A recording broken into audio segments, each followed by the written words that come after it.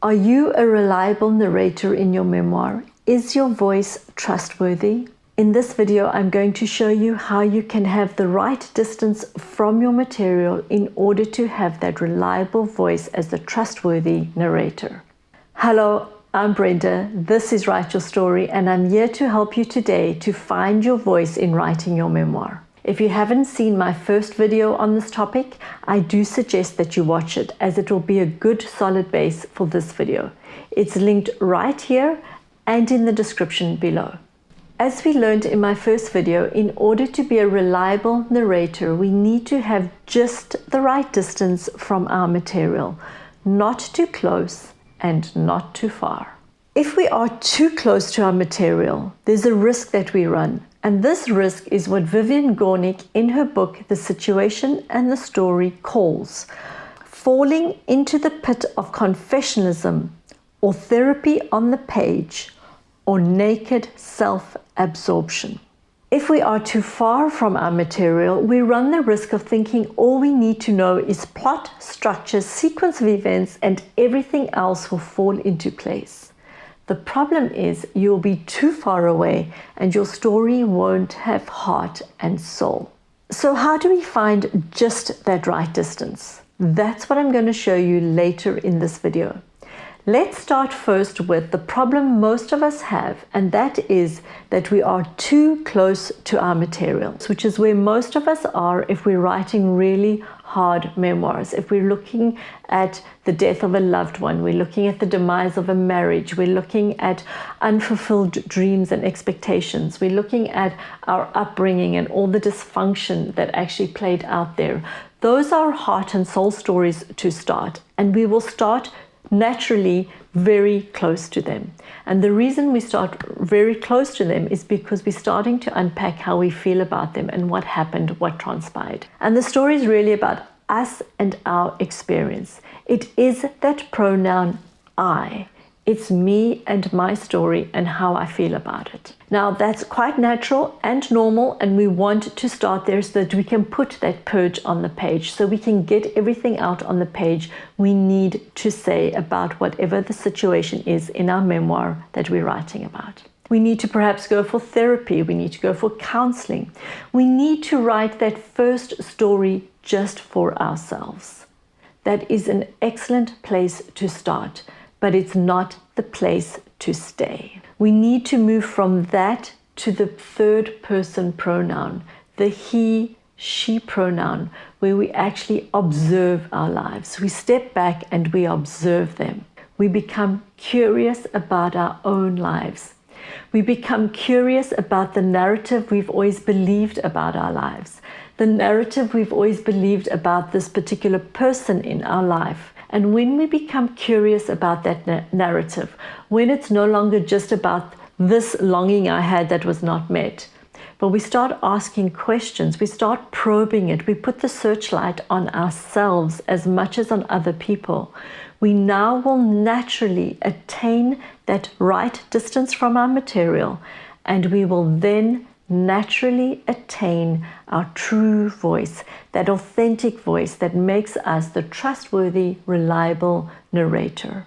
And that bridge of curiosity will give us that voice. And the biggest difference between the two is the approach we bring to our material. In the first approach, the I approach, the confessionalism approach, we approach our material to retell our lives. But in making that bridge to the third person pronoun, to achieve that empathetic detachment, we need to now not just retell our lives, we need to actually examine them.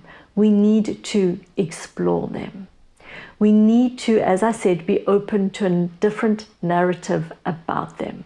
It's even a little bit like role reversal on the therapy couch. Instead of just sitting there telling the therapist everything you need to get off your chest, you're now the therapist asking the question, that probing question of, so tell me, why did this happen? What was that about? You mentioned this. What about that? Because it's no longer about blame. It's about curiosity. It's no longer about what wasn't met. It's about, what does that mean? What can I learn from it? What didn't I understand that now perhaps I'm older I can understand? It's not going to water down your story. It's not going to water down the hard things in your life. It's going to bring a voice to your story that's trustworthy, that's not one-sided. And that's the voice that the reader will trust, and it brings such authenticity to your work. So how do we practically do this? I'm going to share with you 3 sentences you can use to move from that I pronoun memoir, where it's about confessionalism and the narrator is still fragmented, across a bridge to the trustworthy narrator, where the voice is not fragmented but more whole. And that's what we bring to our memoir. That's how we achieve that reliable narrator's voice. I picked up these 3 sentences from the book The Situation and the Story by Vivian Gornick, where she was talking about the memoir My Father and Myself by J.R. Ackley. And she uses it to discuss the process J.R. Ackley went through, which is really the process most of us go through, if not all of us, in writing our memoirs, where we start very close to our material and then we progress to find just the right distance and that authentic, reliable narrator's voice. And it came down to this, where he realized his story wasn't just about plot, structure, sequence of events and slotting everything into place, but rather in writing his memoir, in exploring the relationship with his father, he came to a deeper understanding about the narrative he always believed. And this is what he discovered. I always thought that my father didn't want to know me. Now I see I didn't want to know him. And then I realized it's not him I haven't wanted to know, it's myself. And in this revelatory statement, I want to walk you through the progression from that first person confessional self-interest memoirist to the third person empathetic detached narrator who has the trustworthy voice, and how he bridged them. So let's have a look. First he says, I always thought. Do you see that narrative he believed, which is where he started out writing his memoir? And what was that narrative he believed? That my father didn't want to know me. Now the confessional, self-interest memoirist who wants to write the memoir for therapy will leave the story there, and we'll hear all about how his father didn't want to know him, how he didn't meet his expectations, how perhaps distant he was, how this played out in J.R. Ackley's life, and all the things that ensued as a result of his father's shortcoming, that he didn't want to know his son. That's the one-dimensional memoir. But in writing his memoir, he came to see a different narrative. In being honest with himself on the page and in exploring his own story, he says this, now I see I didn't want to know him. He was becoming more honest with himself and the story and the narrative. He started to plumb the deeper layers of his relationship with his father, not the superficial one that he had always believed. Then the third layer is this. And then I realized it's not him I haven't wanted to know, it's myself. Now we have that distance achieved by curiosity, where he was exploring his story and he came to a deeper level of himself, a deeper knowledge of himself and his story. And it's no longer about his father, but also about him and what this reveals about him as a person and who he is, and the conflict he has in himself. That's another thing we actually mine and explore in our memoir, are our conflicting emotions, our conflicting experiences.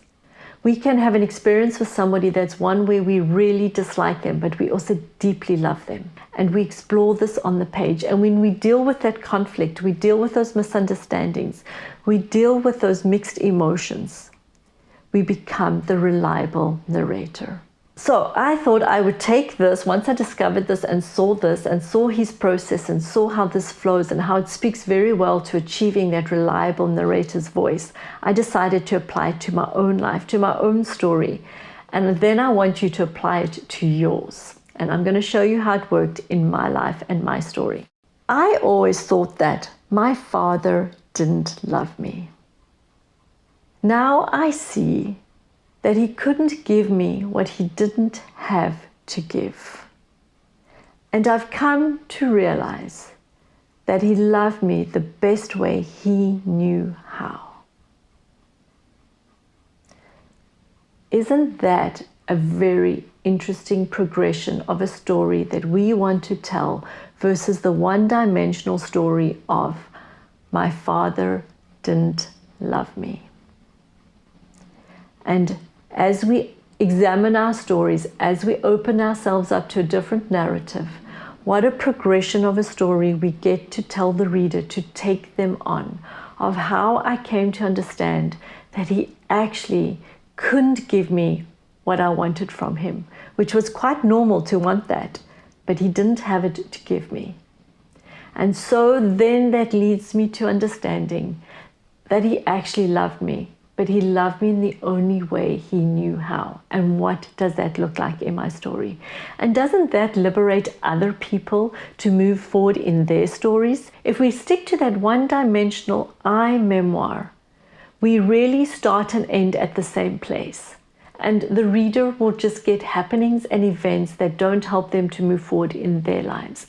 Part of why we write our memoirs is to help other people, to say to them, this is the wisdom I have learned about life. And this is what I want to share with you about what I've learned in my life, in this situation and in this memoir, so that it can be of value and help to you too.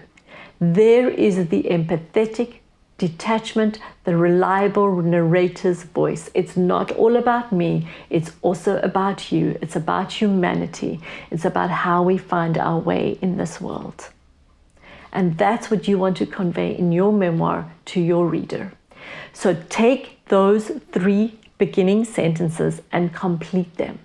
Then bring them back next week for my next video, where I'm going to show you how we actually now do slot them into the structure of our memoir. I'll see you in that video.